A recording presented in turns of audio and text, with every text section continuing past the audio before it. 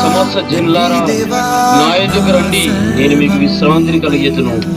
పరిశుద్ధ గ్రంథ బైబిల్ ఈ విధంగా సెలవిస్తుంది, ఏ భేదము లేదు, ఏ భేదము లేదు. అందరూ పాపం చేసి దేవుడిని గురించి మహిమను పొందలేకపోతున్నారు. మానవ జీవితంలో ఎంతో మంది గొప్పవారు ఐశ్వర్యవంతులు ఉంటారు, కానీ మానవ జీవితంలో నెమ్మది ఉండదు. మేము కూడా ఒకప్పుడు నెమ్మది లేక జీవితంలో ఎంతో నష్టపోతూ వచ్చినాము. ఆ యొక్క నిజంగానే యేసుక్రీస్తు మా జీవితంలో కూడా నెమ్మది, శాంతి, సమాధానము అనుగ్రహిస్తున్నాడు. నువ్వు ఎక్కడున్నా, ఏ స్థలంలో ఉన్నా, ఎక్కడ కూర్చున్నా, యేసు ప్రభువా నేను పాపిని, నా పాపాలు క్షమించు, నా హృదయంలోకి రా అని ఒక ప్రార్థన చేస్తున్నాను.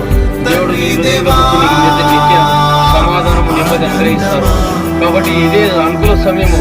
మేమేమి సంభవిస్తుందో నీకు తెలియదు, నాకు తెలియదు. కాబట్టి ఇప్పుడే అనుకూల సమయం. ప్రభువైన యేసునందు విశ్వాసం ఉంచుము, అప్పుడు నీవు నీ ఇంటి వారిని గొప్ప ఆత్మరక్షణ పొందేదారు.